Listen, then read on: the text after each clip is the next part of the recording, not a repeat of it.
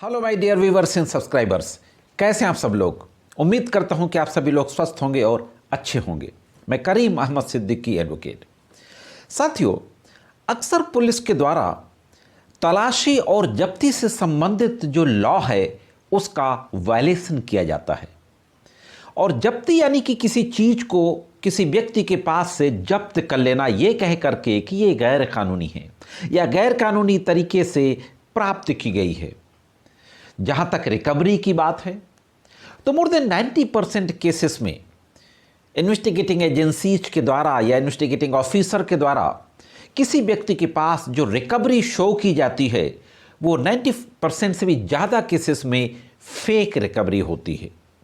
क्योंकि केसेस का जो एक्विटल का रेशियो है उसके बेसिस पर मैं यह बात कह रहा हूँ। जुलाई 2024 से जो 3 नए कानून लागू हुए, सीआरपीसी के स्थान पर जो बीएनएसएस यानी भारतीय नागरिक सुरक्षा संहिता लागू हुआ, उस सुरक्षा संहिता में तलाशी और जब्ती के संबंध में एक बहुत ही महत्वपूर्ण प्रावधान लाया गया है। तो आज के इस एपिसोड में बीएनएसएस के उसी महत्वपूर्ण प्रावधान के बारे में बातचीत करने जा रहा हूं। बहुत महत्वपूर्ण कानूनी जानकारी है। अगर आप किसी भी तरीके से लीगल फील्ड से जुड़े हुए हैं तो ये जानकारी आपके ज़रूर काम आएगी। अगर आप लॉ स्टूडेंट हैं, आप जुडिशरी के एग्जाम्स की प्रिपरेशन कर रहे हैं या आप जूनियर एडवोकेट हैं, आपने अभी कोर्ट ज्वाइन की है तो ये वीडियो आपको देखना चाहिए। तो साथियों, बहुत महत्वपूर्ण जानकारी है, जुड़े रहिए आखिरी तक। देखते हैं कि इस संबंध में बीएनएसएस का वो जो महत्वपूर्ण प्रोविजन है वो क्या है और क्या कहता है। साथियों, भारतीय नागरिक सुरक्षा संहिता का जो चैप्टर 7 है उसमें रिकवरी और सर्च से संबंधित प्रावधान दिए गए हैं। सेक्शन है 185 जो सीआरपीसी के सेक्शन 165 को रिप्लेस करता है, जिसमें सर्च बाय पुलिस ऑफिसर का प्रावधान है। किसी स्थान की तलाशी, किसी संपत्ति, वस्तु या किसी चीज को कब्जे में लेना। अगर ड्यूरिंग द इन्वेस्टिगेशन, किसी क्रिमिनल केस के इन्वेस्टिगेशन के दौरान आईओ को या इन्वेस्टिगेटिंग एजेंसी को जरूरत पड़ती है किसी जगह की तलाशी लेने के लिए, किसी चीज़ को बरामद करने के लिए, तो सेक्शन 185 बीएनएसएस के तहत वो उस जगह की सर्च कर सकती है और वहाँ पर तलाशी करके जो चीज़ बरामद होती है उसको जब्त कर सकती है। वो उस थाना क्षेत्र के अंतर्गत होना चाहिए इस धारा के तहत। तो 185 में ये प्रावधान है। इसी के साथ साथ चैप्टर 7 में ही सेक्शन 97 है। 97 में किसी ऐसे स्थान की तलाशी की बात कही गई है जहां पे कोई स्टोलन प्रॉपर्टी या फोर्ज डॉक्यूमेंट रखे होने की संभावना हो, चोरी की संपत्ति या कूट रचित दस्तावेज होने का संदेह हो। तो ये सेक्शन 97 है। सेक्शन जो 97 है वो सीआरपीसी के सेक्शन 94 के स्थान पर आया है। इसी तरीके से बीएनएसएस का एक सेक्शन और है, सेक्शन 96, जो सीआरपीसी के सेक्शन 93 के स्थान पर आया, जिसमें कहा गया है कि सर्च वारंट कब इशू हो सकता है। इन सेक्शंस के बारे में डिटेल में हम दूसरी वीडियो में बातचीत करेंगे। इसके बाद सेक्शन 100 है बीएनएसएस का, जिसमें कहा गया है search for person wrongfully confined. किसी जगह पर किसी व्यक्ति को अगर गलत तरीके से बंधक बना के रखा गया है तो सेक्शन 100 बीएनएसएस के तहत उस जगह की तलाशी ली जा सकती है। सीआरपीसी का सेक्शन 97 था, उसके स्थान पर ये सेक्शन 100 बीएनएसएस का आया है। अब दोस्तों, हम जो बात करना चाहते हैं बीएनएसएस के महत्वपूर्ण प्रावधान की, उस प्रावधान पे देखते हैं कि वो प्रावधान क्या है। और इस प्रावधान के आने से ये माना जा रहा है कि पुलिस जो फेक रिकवरी दिखाती थी, जो फर्जी तरीके से बरामदगी दिखा देती थी किसी व्यक्ति के ऊपर, वो फर्जी बरामदगी दिखाना अब मुश्किल हो जाएगा। तो देखते हैं कि वह कौन सी धारा है। साथियों, अभी मैंने बीएनएसएस के सेक्शन 185 का जिक्र किया, जहां पर किसी भी स्थान की तलाशी इन्वेस्टिगेटिंग ऑफिसर या इन्वेस्टिगेटिंग एजेंसी के द्वारा किसी चीज को बरामद करने के लिए ली जा सकती है।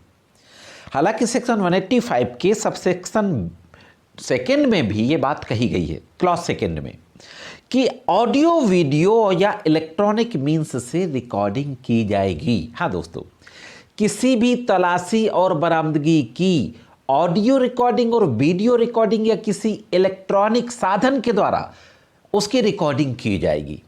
ये तो 185 के सेकेंड क्लॉज में कहा गया।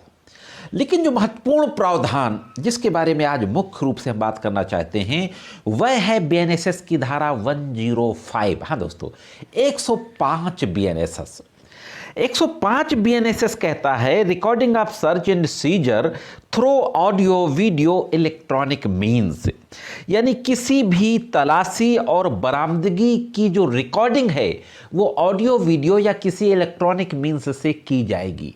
अब उस इलेक्ट्रॉनिक मीन्स में कोई भी इलेक्ट्रॉनिक इंस्ट्रूमेंट या इक्विपमेंट हो सकता है, लेकिन यहाँ पे ये कहा गया है इस धारा में कि मोबाइल को वरीयता दी जाएगी। अब इस धारा की कुछ खास बातों को देख लेते हैं कि वो क्या क्या है।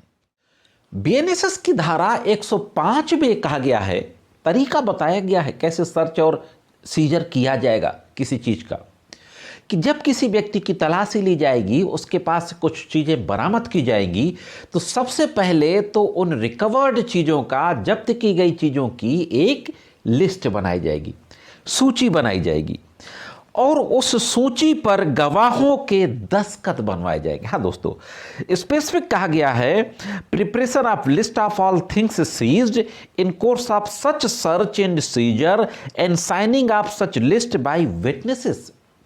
ऐसी सूची को गवाहों से साइन करवाया जाएगा। Shall be recorded through any audio video electronic means preferably mobile phone and the police officer, आगे लिखा गया police officer shall without delay forward such recording to the district magistrate, sub divisional magistrate और the judicial magistrate first class. की जो सूची बनाई जाएगी जिसमें गवाहों के साइन कराए जाएंगे, जो चीज़ें बरामद हुई हैं उन चीज़ों की, उसकी ऑडियो वीडियो रिकॉर्डिंग की जाएगी या किसी इलेक्ट्रॉनिक इक्विपमेंट के जरिए रिकॉर्डिंग की जाएगी। यहाँ पर मोबाइल को वरीयता दी जाएगी, यानी कि अगर आपके पास मोबाइल है तो तुरंत आप सारी सीजर और सर्च की रिकॉर्डिंग करिए और उस रिकॉर्डिंग को बिना डिले किसको भेजा जाएगा? डिस्ट्रिक्ट मजिस्ट्रेट, डीएम, जिले के डीएम को भेजा जाएगा। सब डिविजनल मजिस्ट्रेट जो एसडीएम होते हैं उनको भेजा जाएगा।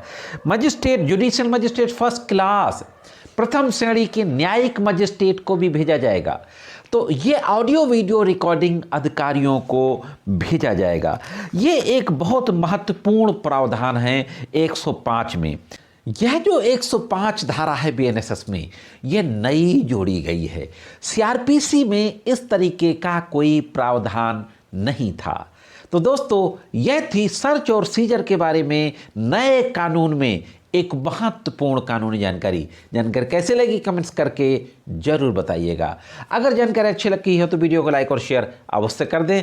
चैनल में अगर नए हो, वीडियो को पहली बार देख रहे हो तो चैनल को सब्सक्राइब करके बेल बटन को हिट करके ऑल पे ज़रूर सेट कर दें।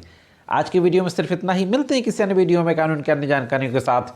तब तक महत्वपूर्ण कानूनी जानकारी के लिए देखते रहें लीगल एंड सोशल अवेयरनेस।